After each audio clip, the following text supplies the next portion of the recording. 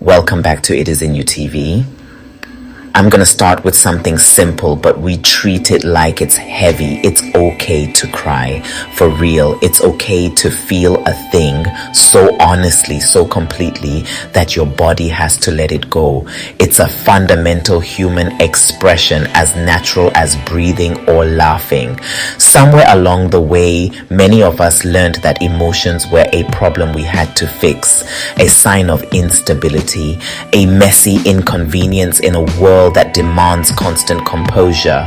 But feelings aren't glitches in our programming, they're signals. They are the intricate biological feedback system of the soul, like a dashboard light telling me there's something under the hood that needs attention.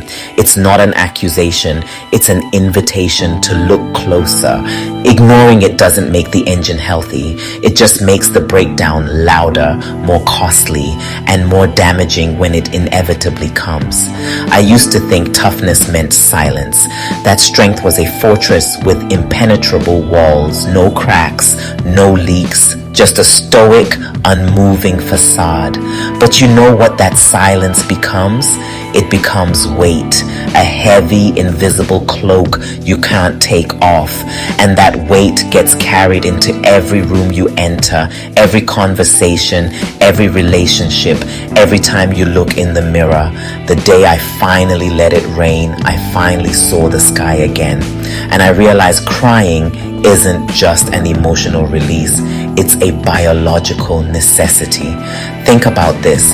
Emotional tears, the kind that come from sadness, grief, or even immense joy, are chemically different from the tears that just lubricate your eyes. They contain stress hormones like cortisol and other toxins that build up in our system during periods of tension. Crying is your body's natural built-in detoxification process. It's literally flushing the stress out. And what happens after that release? Your body gets to work healing. Crying stimulates the production of endorphins, our body's own natural painkiller and mood elevator. That feeling of calm, of lightness after a good cry, that's not just in your head, that's a real biochemical shift. It's your nervous system resetting itself. This process activates what's called the parasympathetic nervous system. That's the rest and digest system. It slows your heart rate, deepens your breath, and tells your entire body, you are safe, you can relax now. Crying is a powerful act of self-soothing. So let's talk about the myths we've been sold. Myth: crying is a sign of weakness. Fact: crying requires immense strength. It takes courage to confront your feelings head on instead of running from them. True weakness is the fear of being seen as vulnerable. Myth: if you start crying, you'll lose control and never stop. Fact: emotions are like waves. They rise, they peak, and they recede. A cry has a natural endpoint. Your body is designed to regulate itself. The release is the path back to control, not the loss of it. Myth: crying is for women. Men need to be tough. Fact: this is one of the most damaging myths of all. Emotions are universal. They don't have a gender. Suppressing them is linked to higher rates of stress, aggression, and health problems. A man who can cry is a man who is in touch with his full humanity. That is power. Myth: crying is a private act of shame. Fact: crying can be a profound act of connection. It's a non-verbal signal to others that you're hurting and need support. It builds intimacy and trust by showing you're willing to be real with someone. It says, I trust you enough to be unguarded with you. So how do we begin to practice this? How do we build this muscle of emotional honesty? It starts with simple, practical tools. First, there's the breath. Your breath is your anchor. When you feel that wave of emotion rising, don't panic. Just breathe. 3 slow breaths in through the nose, feeling your belly expand, and 3 long, slow breaths out through the mouth. This sends a direct signal to your nervous system that you're not in danger. Second, externalize it. Write it down. Grab a journal, a napkin, the notes app on your phone. You don't have to write a novel. Just start with "right now I feel" and let it flow without judgment. Giving the feeling a name takes away its power to overwhelm you. It moves it from a chaotic storm inside you to something observable, something you can look at. Third, reach out, not for advice, not for a solution, but for a witness. Send a text to a trusted friend. "Hey, having a tough day? Just needed to say it." Or call someone and say, "Do you have a minute for me to just vent?" You don't have to fix anything, just listen. Sharing the load makes it lighter, and sometimes the most powerful tool is stillness. So right now, I want to guide you through a short moment of reflection. If you're in a place where you can do so safely, I invite you to close your eyes, put your hand on your chest real quick, feel the warmth of your own touch, feel that rhythm, that steady beat beneath your palm. Take a slow breath in and let it go. Now, without judgment, just ask yourself a simple question. What am I carrying today?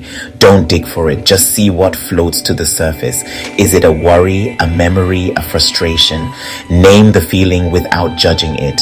This is sadness. This is anger. This is relief. This is joy so big it hurts. Whatever it is, just acknowledge it. I see you. Now remind yourself with this one simple truth. I am safe to feel this. This feeling is a visitor. It is not my home. It will pass. If tears come, let them.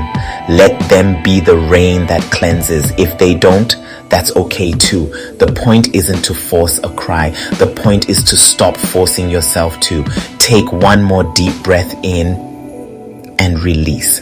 When you're ready, you can open your eyes. If you grew up being told man up, chin up, keep it moving, I feel you. I lived by that code for years. It was a survival mechanism, a shield. But sometimes the bravest way to keep moving is to sit still long enough to hear what your heart's trying to say, to honor the part of you that's hurting or celebrating or just plain exhausted. Tears aren't weakness, they're data. They're the raw, unfiltered truth of your experience. They're proof that I'm alive, connected, human. So here's the gentle reframe. Crying isn't the end of control. It's the beginning of clarity. A storm passes faster when it has permission to fall. When you stop fighting the weather and just let it be what it is. Afterwards, the streets are cleaner, the air's lighter, you can see further. That's what release does inside of us. It creates space. Maybe today you've been holding something for years, a goodbye you never got to say, a win you never celebrated because you were already on to the next thing, a mistake you keep replaying like it's still happening, punishing yourself over and over. That's all weight, and you've been carrying it long enough. Your heart's rhythm is proof you're built to survive waves. Let one roll through, and if someone told you crying makes you less, if that voice is still echoing in your head, understand that's a story they were handed, probably from someone who was handed it too. It's a piece of generational baggage, not the truth you have to live by.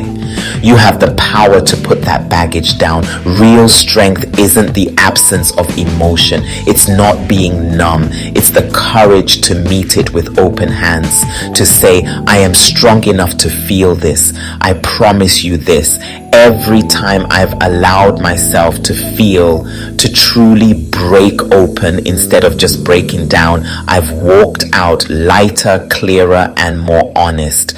That honesty has made my art better because it's more truthful. My friendships deeper because they're built on reality, not performance. And my nights quieter because I'm not at war with myself anymore. So today, give yourself permission. The permission you might never have received. Let the rain do what rain does. Wash the dust off your soul so what's already inside you can shine again. You're not broken for feeling. You're working, you're healing, you're becoming more whole. If this spoke to you, if it gave you even a little bit of breathing room, share it with someone who needs that reminder. Let's make this permission contagious. And remember, whenever you forget your strength, whenever you feel like you have to hide parts of yourself to be accepted, it is in you. The strength to feel, the strength to heal, the strength to be whole. It's all right there. If this helped, please subscribe for more weekly encouragement. New videos every week.